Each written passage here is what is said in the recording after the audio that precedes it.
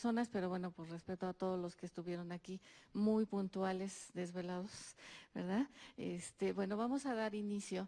Yo comentarles que este curso justamente fue a iniciativa de la Junta Federal que nos pidieron esta asesoría de un tema muy especializado y que se pudiera transmitir a todas las juntas especiales que tienen ustedes.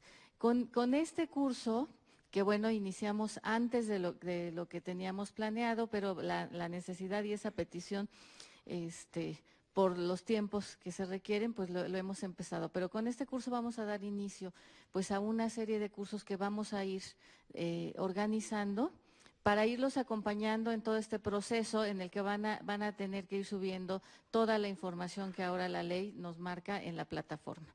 Entonces, bueno, les doy la bienvenida y en esta ocasión el curso lo va a impartir la Directora General de Atención al Pleno, la licenciada Rosa María Bárcena, con uno de sus colaboradores, subdirector de indicadores también que está ahí en el área de atención al pleno. Entonces, esperamos que sea muy provechoso y les digo, bueno, pues es el inicio, vamos a ir organizando poco a poco de acuerdo a las necesidades que ustedes también nos vayan planteando para poder acompañarles de la mejor manera. Bueno, pues los dejo con ellos sin más para que podamos aprovechar todo el tiempo.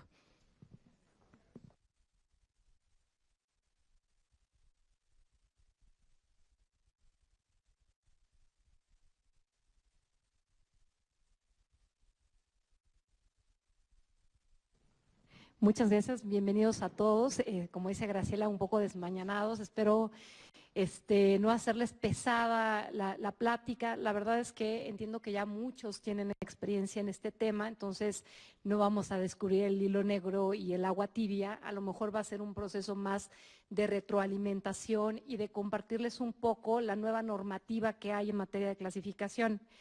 Como ustedes bien saben, y quiero explicarles un poco primero cómo vamos a hacer esta presentación.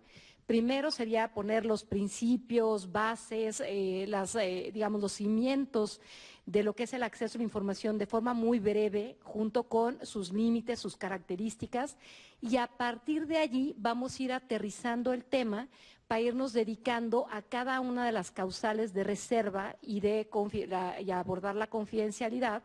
Y al final estaríamos platicando con ustedes un poco de versiones públicas, leyendas de clasificación, toda esta nueva lógica de que hay que hacer, por ejemplo, contratos o resoluciones eventualmente en una versión pública y subirla como obligación de transparencia en la plataforma y cuestiones por el estilo. Es decir, de lo general vamos a ir abordando cada vez con más precisión el tema de clasificación y finalmente la parte más práctica del asunto. Es muy importante tener presente, desde luego, lo que establece la Constitución. Ya todos sabemos muy bien el desarrollo tan importante que ha tenido, principalmente en 2014, que vino a afinar cada vez más las características del acceso a la información, pero que nosotros ya teníamos de alguna manera desde 2007 muy delineado el tema del principio que rige el acceso a la información y de sus limitantes. En ese sentido, pues ya sabíamos esto que está en negritas aquí del artículo 6º, en el sentido que el derecho a la información sería garantizado por el Estado. Bueno, pues eso venía desde la reforma de 1977, afortunadamente se desarrolla. Y tenemos un primer principio, que es el principio de publicidad, que es muy importante como separarlo muy bien del de máxima publicidad, porque aunque suenan parecidos, no son lo mismo. El principio de publicidad, ¿qué significa en términos de la Constitución? Que en principio toda la información en posesión de los sujetos obligados actuales es pública. Ese es el principio. Y solo excepcionalmente pudiera no ser accesible por dos tipos de razones básicas. Una es el interés público, que como lo he mencionado en otras pláticas, pues todos invocamos el interés público, pero sabemos que es un concepto difícil de definir. Pero ¿cómo se define? Pues como lo dice la Constitución, el interés público establecido de manera excepcional, temporal, en una ley. ¿Y cómo nos dice o nos define la ley al interés público? Pues son las famosas causales de reserva, ¿no? O sea, el interés público en general, pues es así como una entelequia, pero se va concretando de manera muy particular en cada uno de los supuestos de clasificación de la información. Esto es para el tema de las reservas. La otra limitante que tenemos pues es la confidencialidad, que sabemos que no es temporal. La confidencialidad como regla distintiva es que se mantiene así hasta que el titular de la información pudiera consentir el acceso a la misma, y de otra manera no podríamos acceder a esta información. Entonces, la Constitución ya nos dice, toda la información por principio es pública y podrá ser excepcionalmente y por razones temporales reservada, pero en los términos que fijen las leyes. Aquí siempre me acuerdo, seguramente todo el mundo vio la Ley de Herodes, la película, que decían, oye, Varguitas, reformaste la Constitución y te pusiste vitalicio, aquí no se valen cosas como esas. Oye, reformaste, omitiste una circular, un reglamento y pusiste causales de clasificación que no están en una ley expedida por el Congreso. Y además, ¿saben qué? Pues entiendo que van a grabar, pero bueno, lo bueno es que no están las universidades y sí las voy a balconear. Son las que suelen hacer este ejemplo de la Ley de Herodes, y que me parece muy propio de estos regímenes ilustrados, en donde dicen, oye, te voy a establecer algunas causales de reserva vía circular o reglamento o porque lo dice el rector, y las causales son como estas, las que pudieran afectar el prestigio de la institución. Imagínense una parecida a la que pudiera afectar el prestigio del servidor público, de la unidad administrativa, de sujeto obligado. Bueno, pues, ¿qué les digo yo? Que entregaríamos de pronto poca información, porque no necesariamente la información que se produce pues es para halagarnos, es información que transparenta la gestión pública y que permite conocer como radiografía lo que hacemos, pero no se vale que tú te establezcas limitaciones de una manera administrativa, incluso podría ser hasta posterior a la solicitud, para denegar el acceso a la información. Eso es muy grave. Entonces, un mecanismo de protección que se estableció desde la propia Constitución es que estas limitaciones tienen que estar previstas en una ley. ¿Por qué? Porque confiaban más en el legislador, ¿no? Pues porque por lo menos es un procedimiento más representativo, dificultado para hacer una modificación o establecer en la ley algo. Pues ya hemos visto el tiempo que tarda y que se aprueben disposiciones legales. Entonces, por esa razón se consideró que tendrían que estar establecidas en leyes, o lo vamos a ver porque la ley general y la ley federal lo prevé, ya dicen literalmente en tratados internacionales, porque antes era la duda de, ay, bueno, no es una ley, pero bueno, pues también es aprobada por el presidente con aprobación del Senado. Bueno, pues ya lo tenemos claramente. En la práctica, los órganos garantes reconocían la posibilidad de que limitaciones al acceso pudiera estar en un tratado internacional. Ahora ya lo tenemos claramente establecido en la ley. Muy bien. La siguiente, ahora sí, es el principio de máxima publicidad. ¿Qué significa este principio también establecido en la Constitución? En caso de duda debe resolverse a favor del acceso a la información. La verdad es que frecuentemente nos ocurre cuando en los órganos garantes revisamos resoluciones, hay sujetos obligados que tienen trato directo con algunos particulares que tienen cierta envergadura. Voy a poner un ejemplo de los que no estén en la sala, siempre como para decir, es que era otro caso. Por ejemplo, el sector telecomunicaciones, ¿no? Pues tiene algunos clientes poderosos como son los concesionarios, ¿no? Entonces, estos concesionarios, cuando hay un asunto pesado en donde hay una duda sobre si vas a abrir o no información, no siempre opera en caso de duda a favor del acceso, sino es en caso de la duda que me lo ordene el INAI, se haga cargo de las responsabilidades, se pelee con el concesionario y que lo revise el juez en un amparo. Entonces, eso es lo que quiere decir. Tú no quiere decir que he hecho un volado y yo creo que sí voy a favorecer al acceso a la información, sino cuando es muy litigiosa una decisión, tú debes en esa litigiosidad o en esa ponderación que maneja ahora la ley general y que vamos a ver más adelante en los métodos para clasificar información o para desclasificar información confidencial que se utilizan para hacer estos ejercicios de qué pesa más, el acceso en algún momento o el interés de proteger la información que está siendo reservada temporalmente. No hay fórmulas mágicas, ese es otro dato que a lo mejor debí empezar diciéndolo, porque de pronto en las capacitaciones se antoja que te den como reglas, ustedes lo saben muy bien, y también la ley lo trae ya, es en el caso por caso. El que les venda una fórmula única y les diga, yo te voy a dar el know-how y el método y fórmula para clasificar, les está mintiendo todititito, ¿eh? Quizá podemos poner algunas reglas, algunos requisitos que sí tienen que estar presentes, pero cada asunto, por parecido que sea, puede tener características y más, ustedes por el perfil que tienen en su mayoría conocen muy bien, que te modifique el sentido. También hay sus casos estilo chimoltrufia, que como dice una cosa, dice otra, y dices, oye, en este asunto resolvió, era idéntico y sí fue la chimoltrufia, dijo dos cosas distintas. O sea, eso siempre es un riesgo en la determinación y en la ponderación que se hace. Hay que tener un deber de cuidado sobre eso, pero sí es importante decir que es en el caso por caso el análisis. Ahora, muy bien. La confidencialidad es la otra limitante que veíamos. La Constitución se refiere a ella como la vida privada y los datos personales. Es importante diferenciar muy bien el dato personal del de la vida privada, porque el dato personal a lo que se refiere es a esta capacidad de autodeterminación del titular de cierta información, de sus datos personales, de decidir si se difunde o no. ¿No? O sea, simplemente yo decido si se va a tratar mi información por una empresa de publicidad o si quiero que se haga público cierto dato que por principio no tendría que darse a conocer. Esa es una característica. Y vida privada es como este derecho a permanecer solo, ausente, ajeno a la realidad de los demás, y no necesariamente se refiere solo a personas físicas. Incluso ustedes saben bien que hay resoluciones de la Corte en donde ya habla del tema también para las personas morales. Entonces, aquí podríamos hablar de que la protección de estos dos limitantes es la confidencialidad.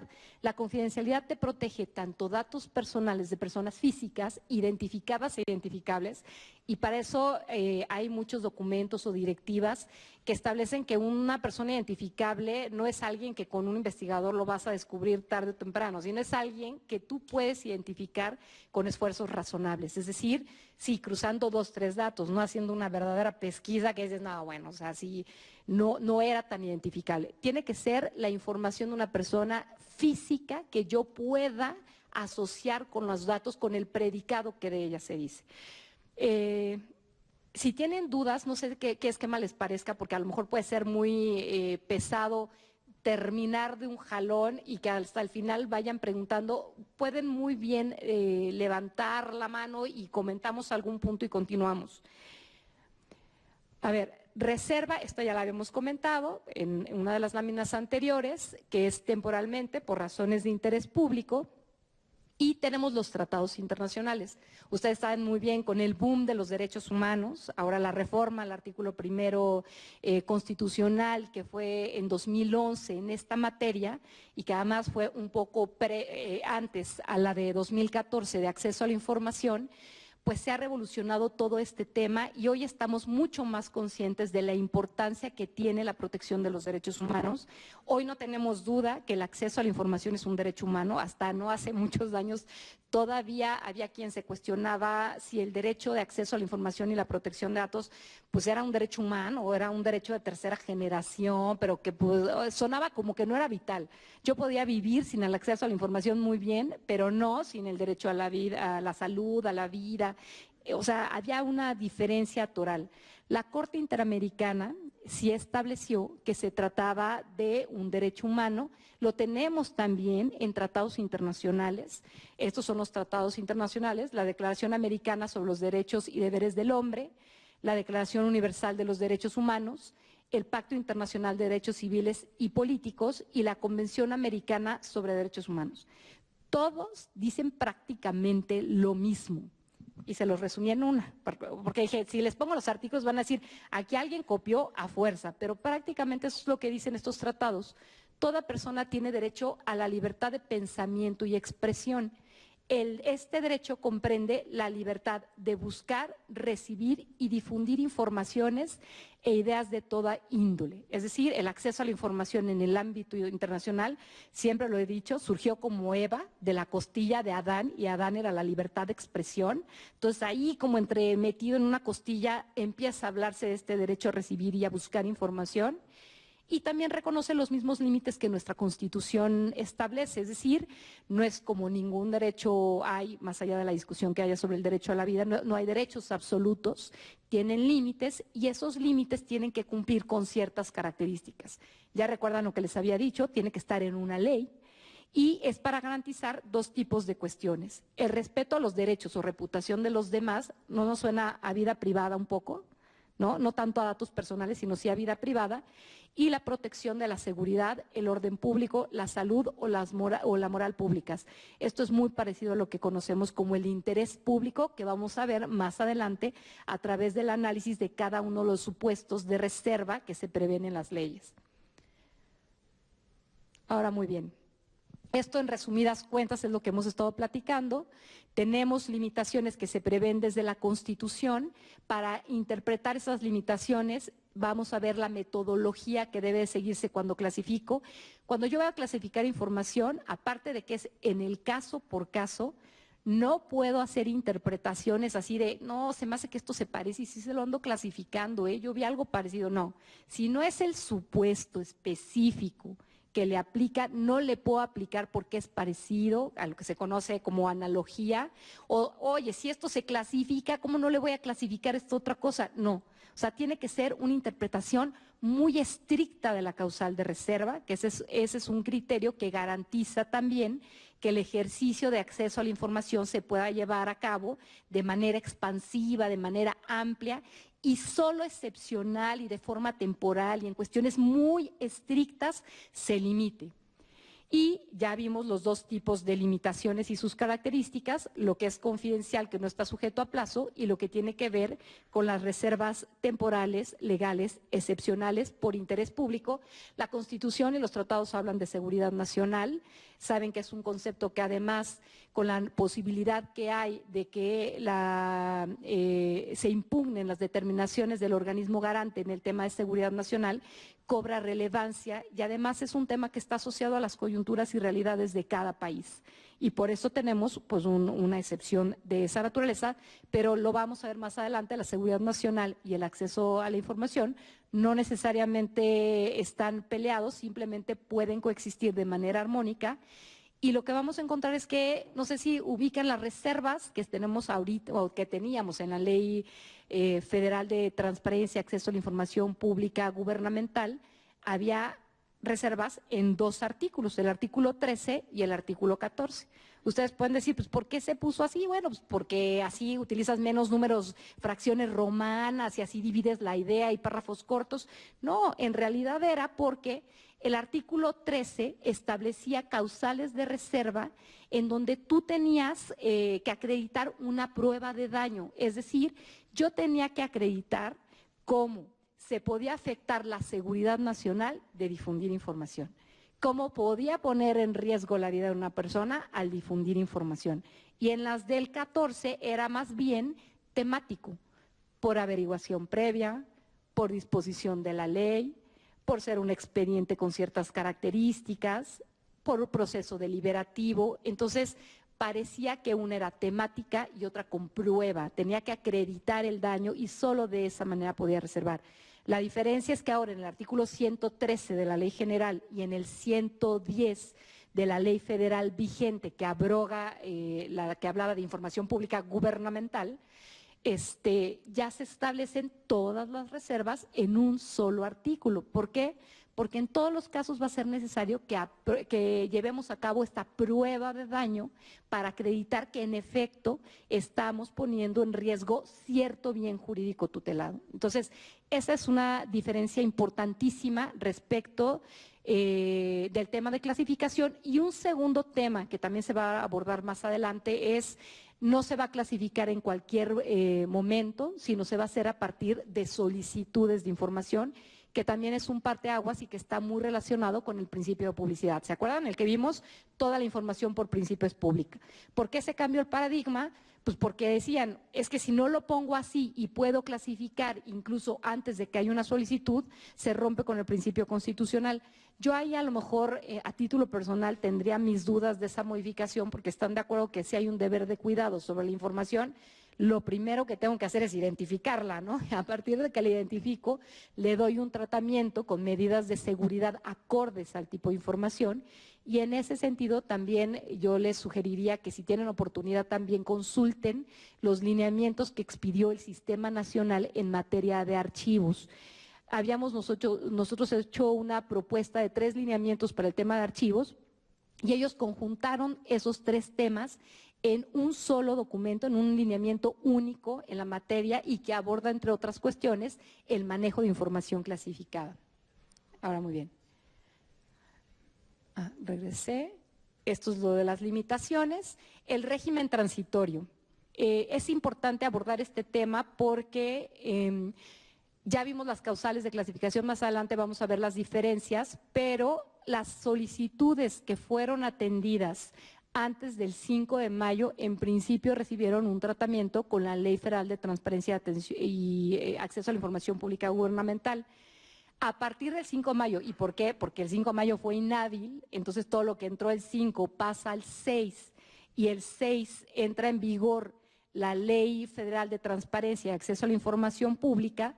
A partir de ahí ya tendríamos que estar clasificando con la Ley General, la Ley Federal que abroga la que hablaba de Información Pública Gubernamental, y con los lineamientos que les comento de clasificación. Estos lineamientos, incluso en su transitorio, establecieron que entraban en vigor desde que se habían publicado.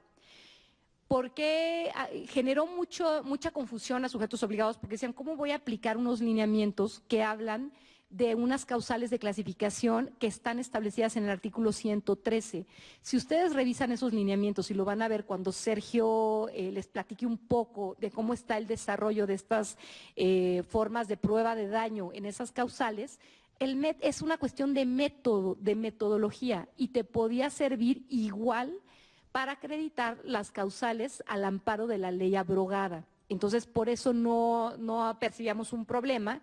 Y un dato que es muy importante, y que creo que lo tengo en la lámina que sigue, es 2 más, pero sirve que aprovecho y les comparto esto. Ya en la ley federal y en la general se establece que no se pueden emitir acuerdos de clasificación de carácter general ni particular. Es decir, esto acredita el tema de que debe de analizarse casuísticamente la clasificación, y aquí yo les preguntaría, ¿cómo vamos a aprobar todas las versiones públicas, por ejemplo, de contratos, en el caso de que tengan resoluciones o expedientes del año anterior a la entrada en vigor de la Ley General, en donde ya nos establecieron la obligación de ir juntando la información y de ir haciendo versiones públicas? Mi idea, y es así, yo hago una sugerencia a título personal, todavía no hay un pronunciamiento en el propio instituto porque también estamos trabajando en nuestra faceta de sujeto obligado. Yo creo que para hacer este tipo de ejercicios sí tiene que pasar por el Comité de Transparencia, porque esa es otra regla que se establece en ambas disposiciones y en los propios lineamientos. Toda la información que se clasifique o en las que haya versión pública tiene que pasar por el comité. Los comités han de estar encantados de la cantidad de veces que van a sesionar, o sea, debería haber un bono de productividad, más el tema de las medidas de apremio, que por sí solo ya es otro incentivo para trabajar un poco apurado. Yo lo que creo es que podría buscarse un método de sistematización para que se pudieran presentar documentos que tienen el mismo tipo de información clasificada listado para votación de manera individual por el comité, y en donde digas, por ejemplo, resoluciones, se eliminará todos los datos personales que se contengan, que tengan características, pero se está votando una por una. Lo que no se podría hacer con una disposición como esta es decir, bueno, en toda la información que tengo como sujeto obligado, resérvese o clasifíquese toda la información que tenga características así. O sea, sé que es una diferencia de grado lo que les estoy diciendo, pero sí es muy distinto, porque en el segundo supuesto pareciera que yo estoy haciendo una clasificación genérica. Es decir, bueno, pues ya invoco la ley, que se aplique la ley a todos los supuestos en donde ocurra esto.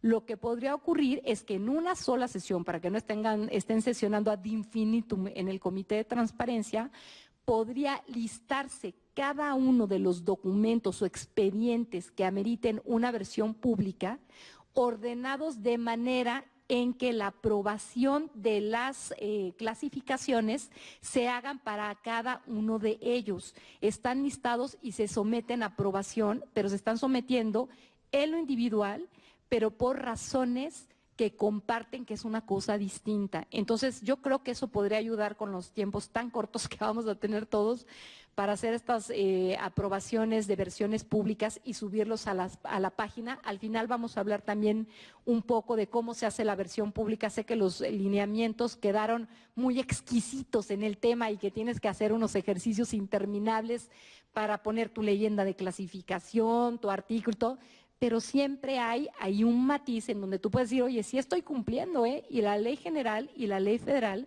me hablan que debo de hacer un ejercicio general para elaborar mi versión pública.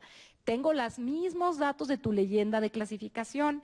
A lo mejor es un tema de cómo se haga en la práctica para no incurrir en una tarea también titánica e interminable y sí dar certeza de lo que estamos quitando o eliminando de los textos. Y aparte les vamos a dar otros tips que ya verán. Ahora, no se clasifica información antes de que se genere. Este es un principio, parece una verdad de perogrullo, ¿a poco no? Es obvio, sin pollo no hay caldo de pollo, ¿no? Pero ¿qué tal cuando empezamos a ver, oye, pues es que reservé per seculum seculorum información, ya empiezas a analizar el asunto, le revocas la clasificación, llegan al cumplimiento, pues entrega. Ay, no, es que se me fue un detalle, es que no existe, pero si existiera no te la daría. No, bueno, estás en un problemón, ¿no? Porque además ya tienes 10 días para entregarla. Es muy importante, no puedes clasificar lo que no exista, aunque va a ser inminente, incluso si existiera. Eso es muy distinto a clasificar a veces información donde no te puedo decir si hay un procedimiento contra cierta persona, ni sí ni no. O sea, si me explico, es muy diferente decir, no puedo pronunciarme en el sentido afirmativo ni negativo sobre cierta información que pides porque sería revelar la información que está siendo protegida. Te voy a clasificar un contrato, ¿no?, que estoy por firmar, ya estoy acabándolo, pero que cuando se no puede ocurrir.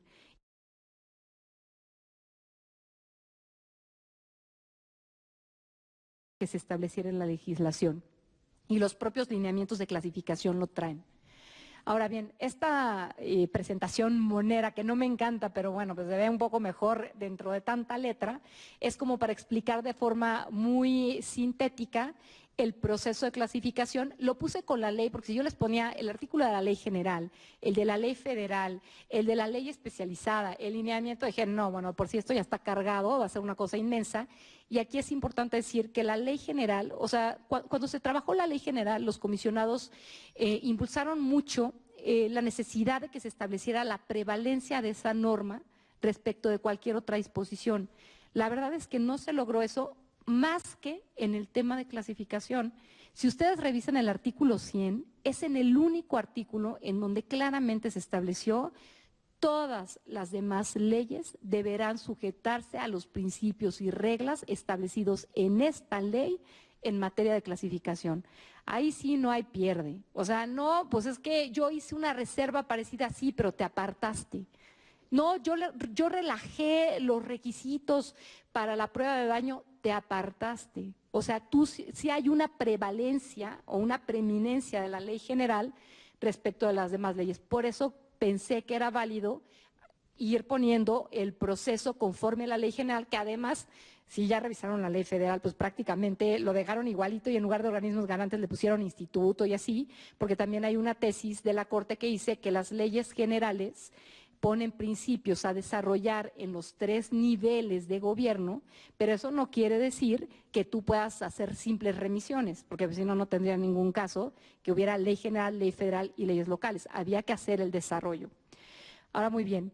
La clasificación es el proceso mediante el cual el sujeto obligado determina que cierta información actualiza una reserva o una confidencialidad. Vamos a ver el método más adelante. Para la reserva, ¿quién tiene que reservar? Los titulares de las áreas de los sujetos obligados y el periodo máximo de clasificación son 10 años. Después de esta lámina vamos a ver qué ocurre cuál es el proceso para clasificar o pedir la ampliación de la clasificación de acuerdo con los lineamientos y qué ocurre cuando nos ubicamos en los únicos dos supuestos de excepción que se prevén en la ley, en el artículo 101, que dice que tratándose de aquello que pueda poner en riesgo la infraestructura para las áreas estratégicas y el abasto de servicios, o lo que pueda poner en riesgo la estabilidad financiera, monetaria, económica. Yo no sé por qué les gustaron estos supuestos, porque de verdad, Sergio, no me vas a dejar mentir, en los años que llevamos en este instituto yo no he visto ni que se actualicen mucho, ni que sean frecuentes, pero por alguna razón dijeron, en esos únicos supuestos es en los que tú podrías irte más allá de los 10 años. Aquí vamos a tener un problema. La verdad es que ustedes están de acuerdo que si pasan los 10 años y subsiste una causal de reserva y no te ubicas en esos dos supuestos, difícilmente, quiero pensar, vamos a entregar la información porque simplemente se cumplió el plazo, ¿no? Este es un tema que irá desarrollándose sobre la marcha. Entiendo que así se estableció, pero si sigue causándose un daño a un bien jurídico tutelado y además sigue siendo mayor el interés de su protección que en el del acceso, vendrán interpretaciones interesantes al respecto.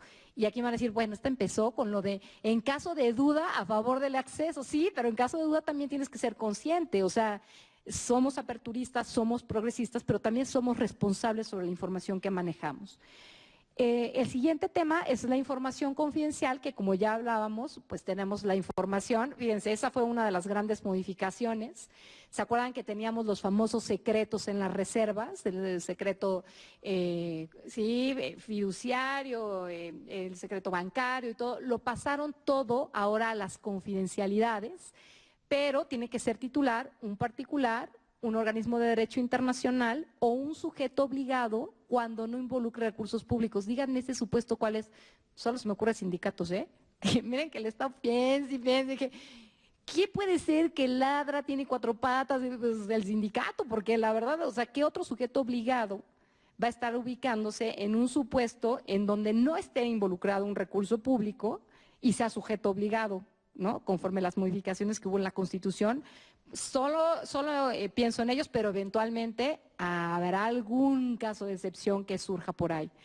Y el tercero es este famoso artículo 19 que tenemos en la ley abrogada, que decía, y toda aquella otra información que sea entregada con ese carácter y que se tenga derecho a entregarlo así.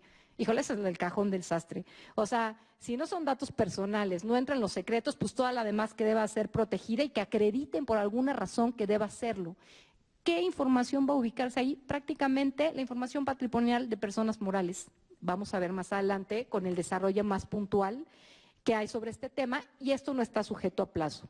Ahora, ¿qué va a pasar cuando yo quiero ampliar el plazo de reserva? Se debe de someter a consideración del Comité de Transparencia cuando es hasta por 5 años más, pero si voy a rebasar el plazo de 5 años más, lo tengo que pedir al organismo garante por conducto del Comité de Transparencia y en los casos de excepción que les planteé, o sea, casos que nunca se presentan, o sea, unos casos que es básicamente uno de los supuestos de la seguridad nacional y un supuesto de estabilidad financiera, monetaria y económica. Yo recuerdo un caso que fue la venta de etileno de Pemex, que Pemex dijo que se caía el país y se daba a conocer el precio de venta del etileno y se le cerró por 18 meses nada más, y algún tema de subasta de dólares en casos parecidos a los procesos de devaluación interminables que estamos viviendo, pero francamente son casos muy, muy extraños, y vean el procedimiento ya específico. Si voy a pedir la ampliación por 5 años, el titular del área, todo esto viene normado en los lineamientos de clasificación, no son orientadores o sugerencia, porque eso también se discutió en el sistema nacional. Había organismos garantes que decían, no, más respetito al federalismo, no nos quieran imponer los lineamientos de clasificación, pongámoslo como orientadores. El artículo 110 de la Ley General sí estableció que el Sistema Nacional emitiría unos lineamientos de clasificación, desclasificación y para la elaboración de versiones públicas que serían de observancia obligatoria para los sujetos obligados. Entonces, esto sí tenemos que seguir este procedimiento cuando vamos a presentar una ampliación del plazo de reserva. Entonces, el titular del área que detenta el documento tiene que identificarlo, señalar la fecha de expiración de la reserva, hacer su prueba de daño. La haremos todo el tiempo, hombre, vamos a ser juristas muy pronto. Y los que no ya lo sean, que sean abogados, porque no necesariamente todas las personas que estamos en estas trincheras son abogados, pero la verdad es que he visto algunos que hacen ejercicios extraordinarios. Y además yo tengo que poner el nuevo plazo. Tengo 3 meses antes de que venza la reserva. Aquí hay un primer problema. Eso lo tengo que hacer a través del sistema previsto en la Plataforma Nacional de Transparencia. Como ustedes saben, esto va por etapas.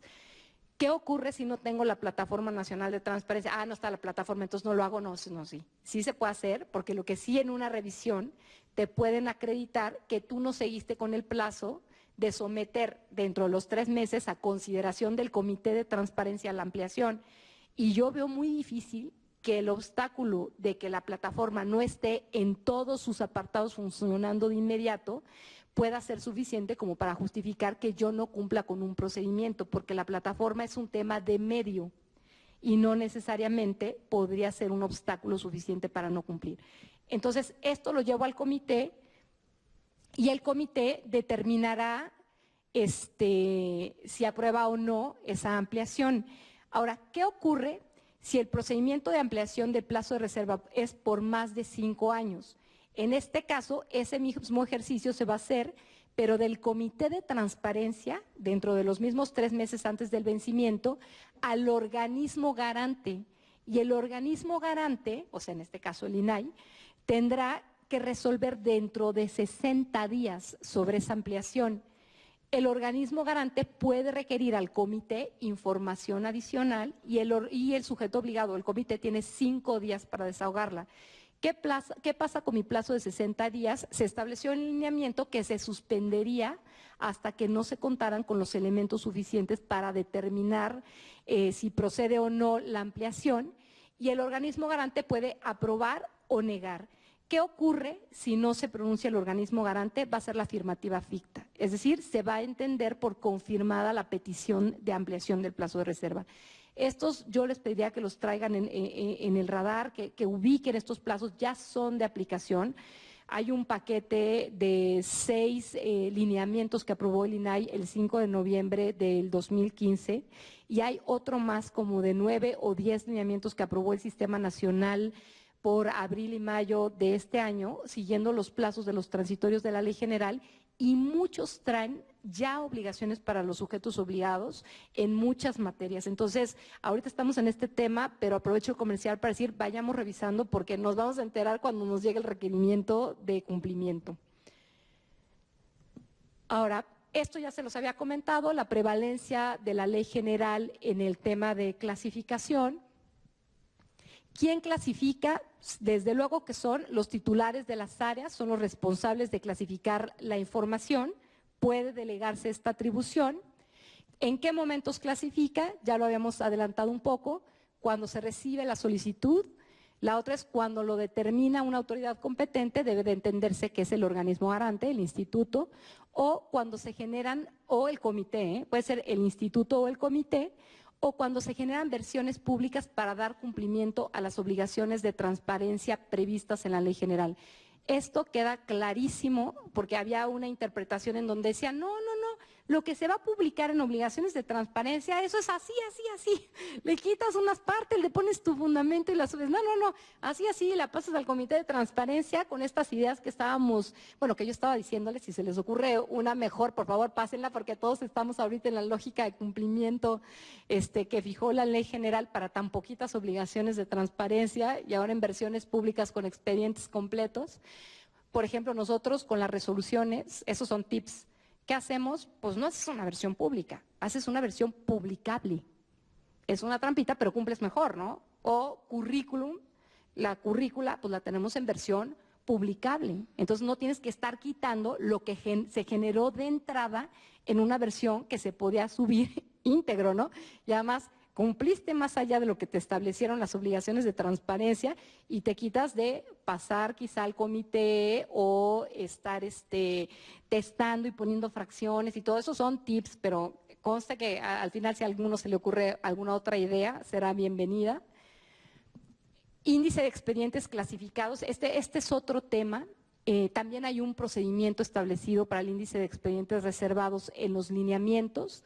Esto lo tiene que hacer cada área del sujeto obligado, se hace de manera semestral y debe de publicarse con una modalidad que suena increíble, en formatos abiertos. Yo de verdad, y sí estoy a favor de la explotación de las bases de datos y todo, pero me cuesta mucho trabajo pensar cómo se va a hacer explotación de datos en formatos abiertos de índices clasificados.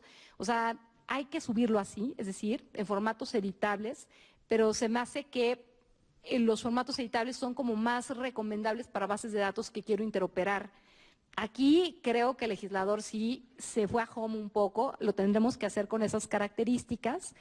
Este es otro dato, tiene que subirse a la página de sujeto obligado y a la Plataforma Nacional de Transparencia, que ese es otro dato.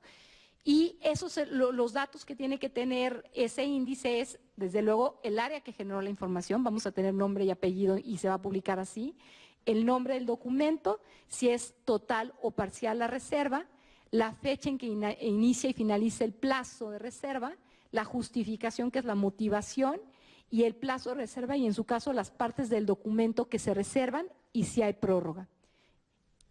Es la nota que está ahí a pie de página importantísima, ya no la voy a poner ahí, la voy a pegar arriba. Acuérdense, no se puede clasificar bajo ninguna circunstancia el índice de expedientes clasificados. Es decir, oye, sí tengo un menú de lo que no te puedo dar, pero además está clasificado. No, yo sé que el menú siempre hace que se te antoje lo que está en el menú y que acabas pidiendo la información que está clasificada. No se puede clasificar. Esto está tanto en ley general como en ley federal como en los lineamientos, así con marquito. Y hay un procedimiento en los lineamientos y también se tiene que seguir así, vean los plazos que tenemos. Procedimiento para aprobación, dentro de los primeros 10 días hábiles de enero y julio, cada titular de las áreas enviará el índice de expedientes reservados al comité, ¿no? Entonces hay que estar como bien listos para julio, que ya se nos vienen 2 meses, tendríamos que tener ya todo preparado para hacerlo con las características que nos pide la ley general y la ley federal. ¿Qué pasa? Se lo mando al comité y el comité tiene 10 días hábiles para aprobar ese índice o si no, opera como en el caso anterior que platicábamos la afirmativa ficta, se tiene por aprobado. El área remitente, si no me lo aprueban, tendría que hacer dentro de los 5 días hábiles siguientes a la respuesta del comité las modificaciones, pero aquí se estableció una cosa muy sui generis en los lineamientos. Dijo, y si no, enviar el mismo índice justificado. Y así se quedó. O sea, parece que ahí no va a ser donde manda capitán no gobierna marinero, sino donde se ponga necio el marinero, el capitán se aguanta, porque así viene un poco en los lineamientos. Revísenlos, por favor. Lo ideal, yo digo, no te pelees con la cocinera. Si el comité te está diciendo que clasifiques algo o lo reserves y tal, y a lo mejor no lo haces en el índice, te lo puedo ordenar en una sesión cuando hay una solicitud. Entonces, y si lo hace ahí, de todas formas va a ser obligatorio y lo tendrías que hacer en tu propio índice. Entonces, no tendría sentido, como cuando la Corte Interamericana nos condenó a México y estableció esta jurisprudencia del control convencional, y la Corte Mexicana dijo en un principio, oye, yo solo obedeceré esos criterios en lo que aplica el Estado mexicano.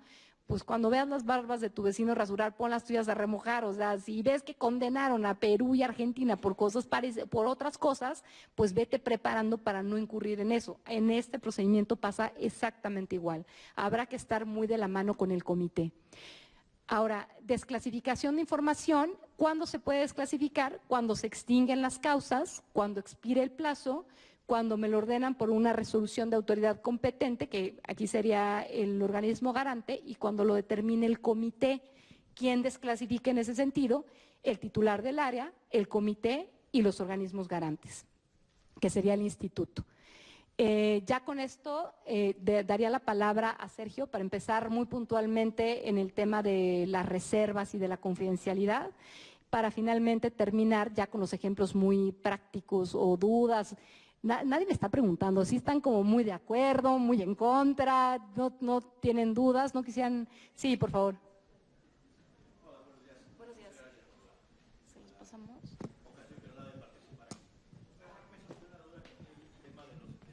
Del índice de expedientes reservados. Actualmente venimos manejando ya el tema de índices. Con la ley anterior clasificábamos un expediente, por los que manejamos ese tipo de temas, desde el momento en que generamos el expediente. ¿Sí? No era por documento, es por expediente que vamos agregando y tiene esa clasificación. ¿Qué va a pasar ahora si el momento de la reserva o de la clasificación se va a hacer en el momento en que se reciba una solicitud, ya no en el momento en que genero un expediente?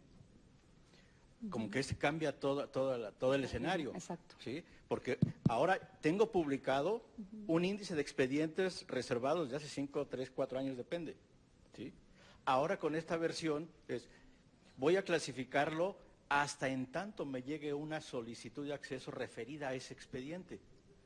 ¿Qué va a implicar? Que con la nueva ley voy a desclasificar lo que ya tenía para actualizarlo a la actual. Muy buena pregunta. ¿Cuál va a ser la situación? No, perfecta la Gracias. pregunta, porque la verdad, justo en una reunión que teníamos todas las áreas administrativas para empezar a ver el cumplimiento por la carga de obligaciones de transparencia y todo, salieron dudas como esa. Desde luego el comité aterrado, ¿no? Su presidente, la unidad de enlace, porque pues todos, no solo es cargar toda la información, sino toda la parte que tiene que ser de análisis, procesamiento de versiones públicas y todo. Lo que sí nos quedó muy claro es, y espero que compartan la interpretación, lo que ya está clasificado no vas a dejar de clasificarlo, cumplirán sus periodos de reserva y todo. ¿Por qué? Porque ya hay una clara identificación del expediente con esas características y no podrías desprotegerlo aunque hubiera sido a partir de un momento y en un paradigma distinto. Donde sí puede haber problemas es en algunos casos en donde ya hay obligaciones de transparencia que hacen evidente que cierta información que antes se clasificaba, ahora ya no es clasificado, ¿no? Ahí sí tendrías que aprobar en comité las modificaciones de todos aquellos documentos que anteriormente se consideraban en alguna parte clasificado y que ahora no solo no lo son, sino que son incluso obligaciones de transparencia, ¿no? Por ejemplo, pongamos el caso de las cancelaciones, condonaciones fiscales, cuestiones así, que había toda una litigiosidad de si se debía dar y si el secreto fiscal y todo, ahorita ya es una obligación de transparencia, ¿no? El sujeto obligado que detenta esa información, pues desde luego no la tiene clasificada. O la tiene clasificada, tendrá que desclasificar información, a lo mejor modificar algunas versiones públicas. Esa es la parte en donde sí tendremos que estar muy atentos para que la información que subamos sí venga en los términos que establecen las actuales disposiciones que son aplicables en la materia. Pero muy buena pregunta porque me permitió hacer el ejemplo distinto, o sea, a lo mejor eso sí lo vas a subir, pero además podrías verte en la necesidad de modificar algunas versiones públicas o de desclasificar incluso. ¿Nada más? No, a usted, muchas gracias. Bueno, si están de acuerdo, empezamos con los temas ya más específicos de clasificación. Sí. Debo decirles una cosa, lo ven muy joven, es muy joven, ¿no? O sea, es de esos equipos nuevos que siempre te promedian muy bien el rango de edad en las áreas, baja el promedio muchísimo, pero es una persona que lleva muchos años trabajando. Yo anteriormente estuve en la Dirección General de Análisis Normativo y Evaluación de la Información, que era el jurídico de acceso a la información, y sí también cuando lo conocí dije, ay, no sé, más de que le pido la cartilla, no, ya van a ver, es muy bueno y muy confiable, lleva muchos años trabajando en el tema. ¿Qué tal? Buenos días. Efectivamente, mi nombre es Sergio Hernández, yo soy subdirector de indicadores y bueno, respecto ya a las bases que ya les pudo dar Rosy, nosotros vamos a empezar a analizar un poco las diferencias que hay entre información reservada e información confidencial conforme a la nueva normativa, es decir, la ley general y la ley federal, que como igual bien replicó Rosy, realmente fue casi un copy-paste de lo que pasó de un lado y solamente le cambiaron el fundamento, pero los argumentos y los análisis se replican tanto en esas leyes como en los lineamientos que emitió el Sistema Nacional, que evidentemente vienen un poco mejor desglosados y de manera más interpretativa sobre qué es lo que debe de pasar con la clasificación de información de acuerdo a cada causal o cada fundamento. No sé si quieres que cambiemos mejor el lugar. Sí, digo, que seamos fácil.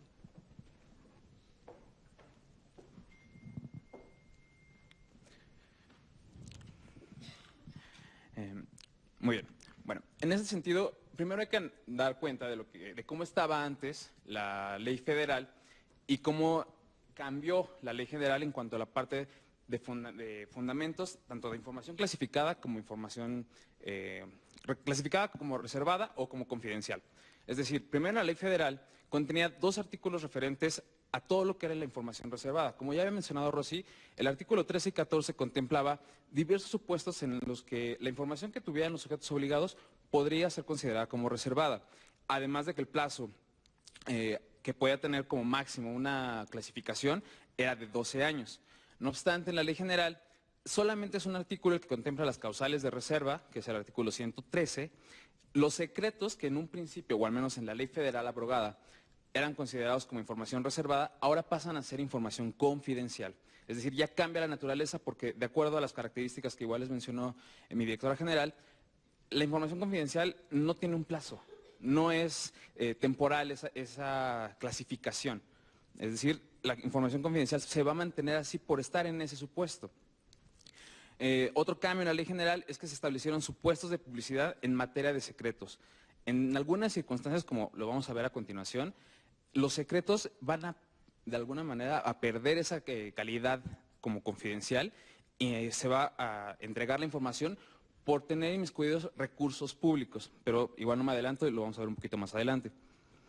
Se amplió un poco la excepción en cuanto a las violaciones graves a derechos humanos, delitos de lesa humanidad y actos de corrupción. Es decir, cuando la información esté relacionada con estas excepciones, de inmediato se va a volver información pública, a pesar de que cumpla con el supuesto, a pesar de que ustedes en la prueba de daño haya sido muy bien argumentada. Si encaja en alguno de estas excepciones, de inmediato cambia su naturaleza y se vuelve información pública. Y alguno de los beneficios para los particulares en cuanto al plazo máximo de reserva es que aquí pasó del lugar de 12 años a 5 y prorrogable por otros 5. Hay un tercer periodo, una tercera oportunidad de ampliación de plazo, pero ya es en un caso muy, muy específico. Bueno, ahora sí, entrando a las causales de reserva, contempladas en el artículo 113 de la Ley General, hay que tener en cuenta que hay determinadas bases que ya había mencionado Rosy en cuanto a que todas las causales de clasificación en las que se vaya a reservar tiene que ser primero cumpliendo una consideración taxativa de las reservas legales. Siempre se va a interpretar de manera estricta los alcances de la reserva. Va a haber un ejercicio de una ponderación jurídica, es decir, de acuerdo a la prueba de daño yo tengo que demostrar que efectivamente la divulgación de esa información va a vulnerar el interés público y ese probable daño que pueda generarse es mayor al interés del particular de poder tener acceso a esa información, ¿no? Asimismo, el análisis casuístico. No podemos utilizar de manera análoga la aplicación de la reserva de la información, ya que en muchos supuestos, si bien en un principio pudieron haber dicho, bueno, es que hace un mes me resolviste de esta manera.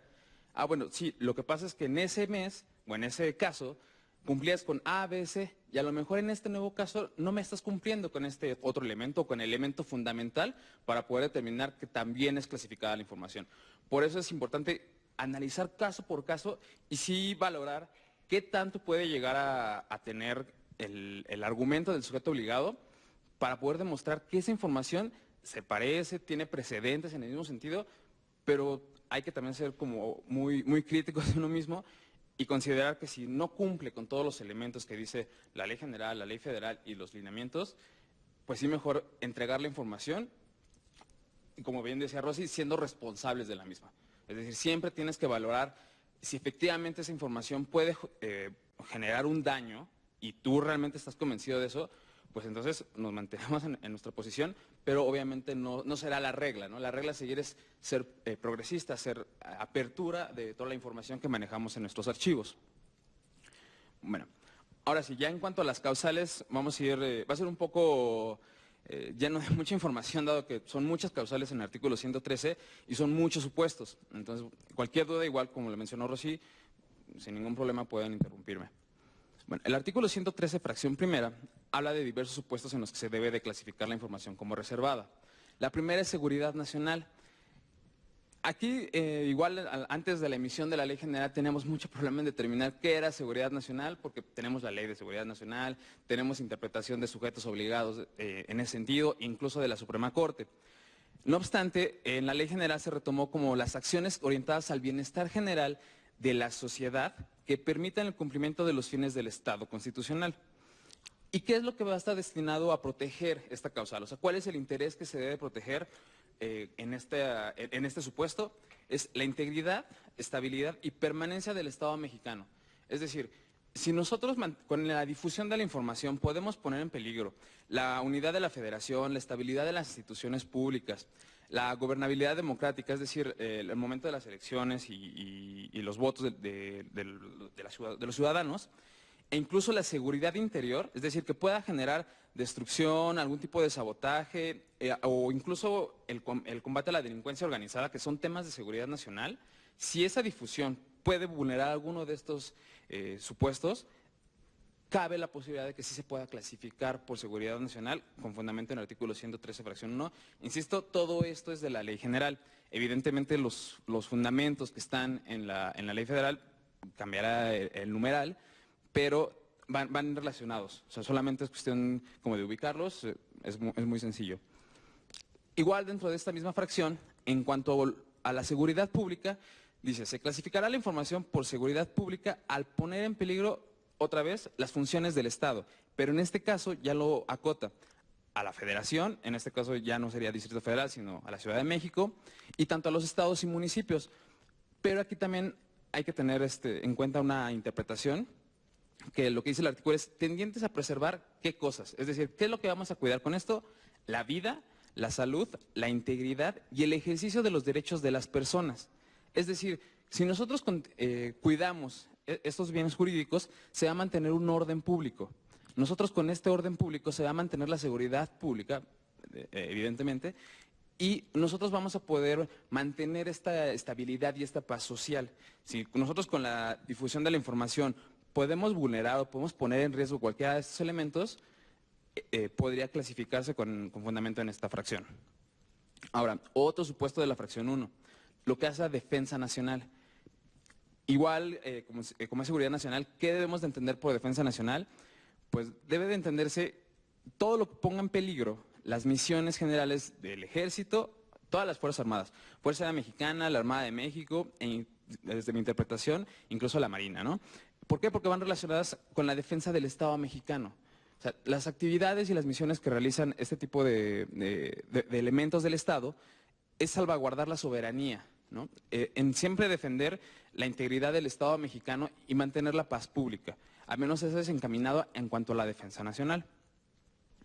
Ahora bien, en otra fracción, la fracción segunda del artículo 113, bueno, aquí cabe señalar que a lo mejor esto también lo tuve que mencionar al principio, cada uno de los supuestos de reserva pareciera que van enfocados a determinados sujetos obligados. Pero en realidad, si nosotros recordamos que la ley general y la ley federal establecen que no importa cómo tú tienes esos archivos en tus documentos. O sea, si por alguna razón Sedena nos mandó todo su plan de ataque contra el narcotráfico y yo lo tengo y alguien se entera y me lo pide, yo puedo clasificarlo con fundamento en esto.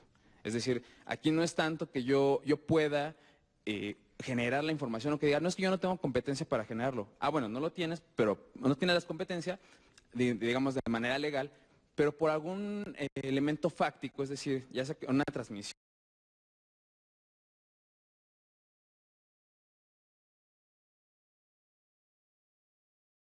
En ese caso, el artículo 103, fracción 2, dice información que pueda menoscabar la conducción de las negociaciones y relaciones internacionales.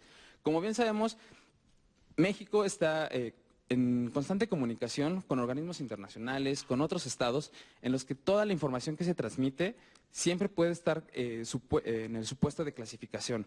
¿Por qué?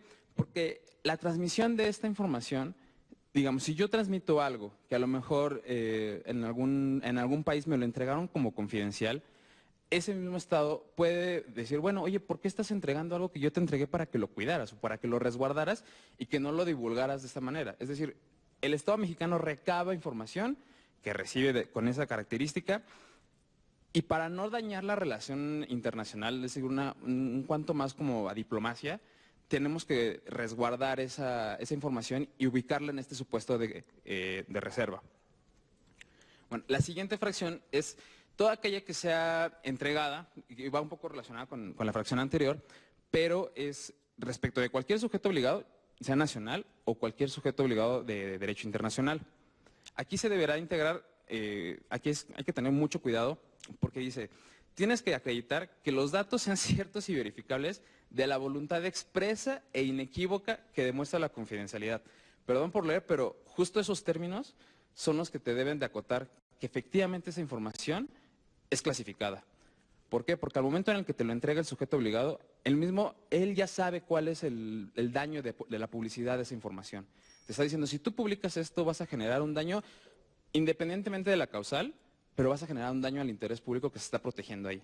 En ese momento te lo está diciendo de manera expresa e inequívoca y es la voluntad de ese sujeto obligado que te está entregando la información. Eso por un lado. Por otro, la confidencialidad que te está diciendo o con la que te está entregando la información debe de encuadrar en una norma de derecho internacional vigente o en alguna otra norma que sea aplicable al caso.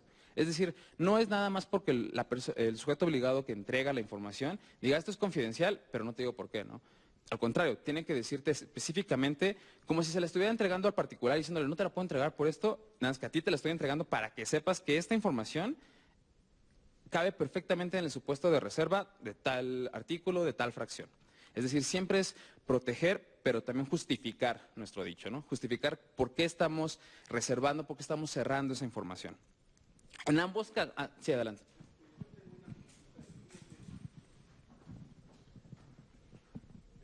¿Qué tal? Buenos días, soy José Mario Valadez de la Secretaría del Trabajo. Y respecto al tema que estás tocando, fíjate que nosotros tenemos un tema recurrente que es el PETAT. El PETAT se estructuró ni siquiera como acuerdo, como tratado. Es un convenio y que si tú lo revisas al interior es un memorándum de entendimiento que no llega jurídicamente a los acuerdos y todo este proceso que tú señalas.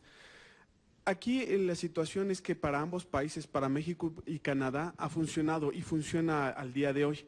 Y existe una persona, una recurrente, que constantemente nos está pidiendo nombres de granjas y ahí hay un problema, porque al final, fíjate que nosotros no contamos con esos elementos.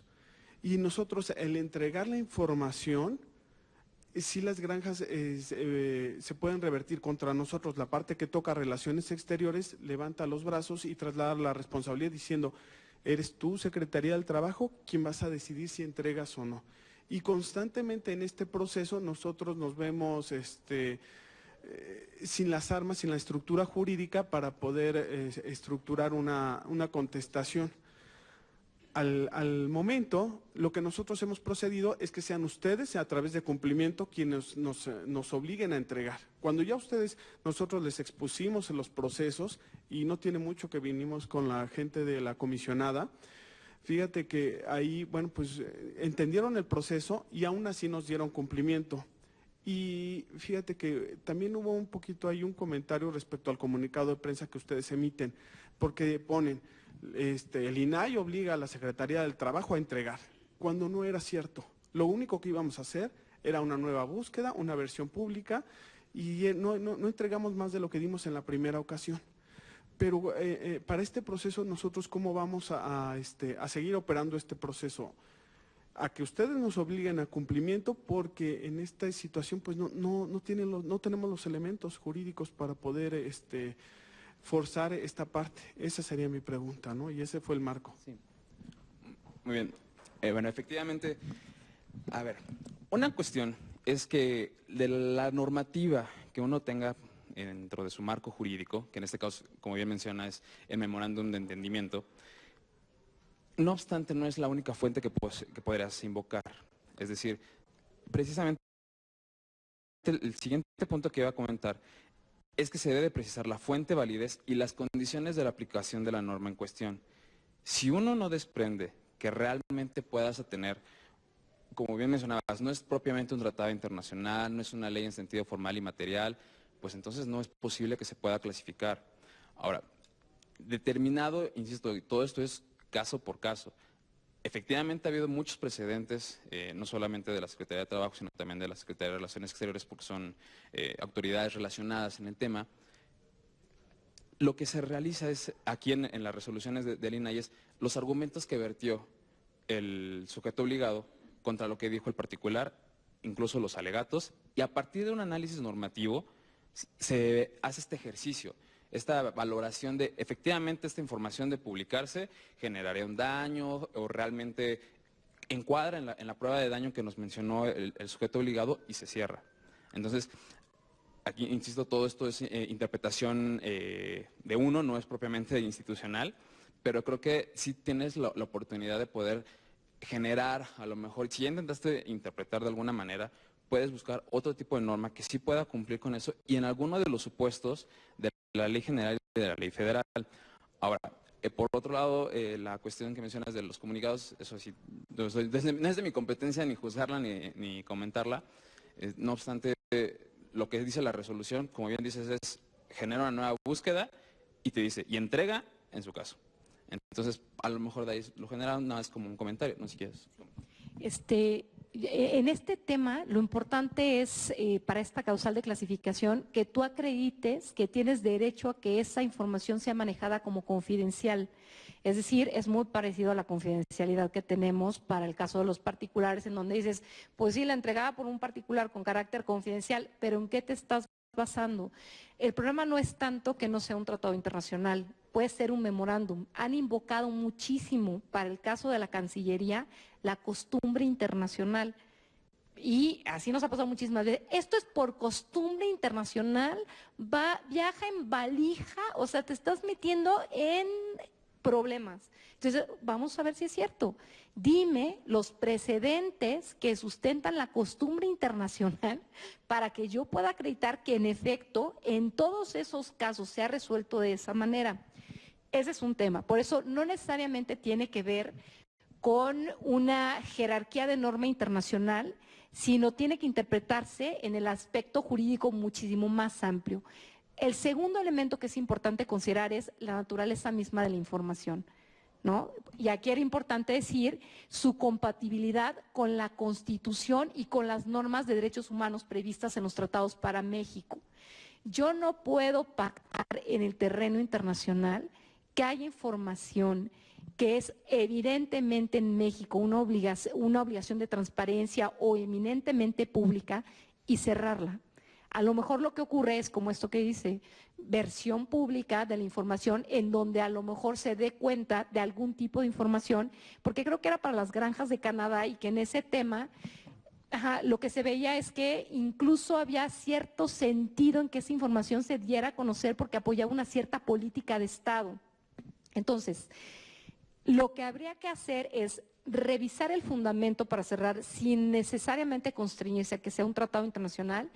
2, el tipo de información involucrada y el tratamiento que tiene para el Estado mexicano, es decir, voy a poner otro ejemplo, a lo mejor no es el de las granjas, pero si nos vamos a un arbitraje internacional, oye, es que estamos en un arbitraje y aquí sí me vas a tirar el asunto, si yo, sí, pero a lo mejor no voy a dar alguna información hasta que no se resuelva el arbitraje, pero tú no podrías cerrar el contrato que dio lugar al arbitraje, porque ese contrato no va a cambiar, ese contrato nace público y algunas otras condiciones deben hacerse públicas. Quizá algunas actuaciones dentro del arbitraje las protejo, invoco ciertas normas internacionales que resultan aplicables, compromisos pactados por las partes que se someten al arbitraje, pero no quiere decir que a rajatabla yo lo cierre.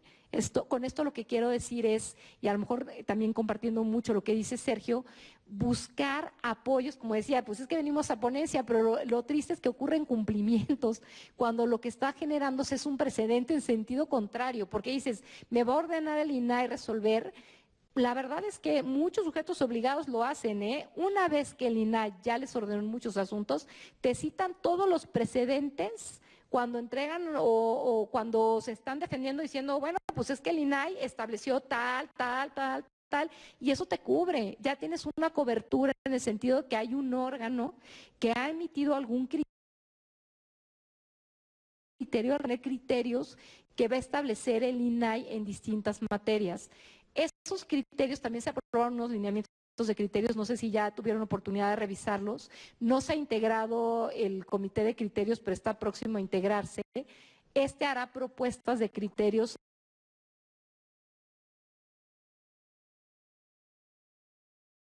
establecieron de observancia obligatoria para los sujetos obligados federales, sujetos de la bajo la jurisdicción del INAI, y de carácter orientador para los organismos garantes de los estados y los sujetos obligados de los estados.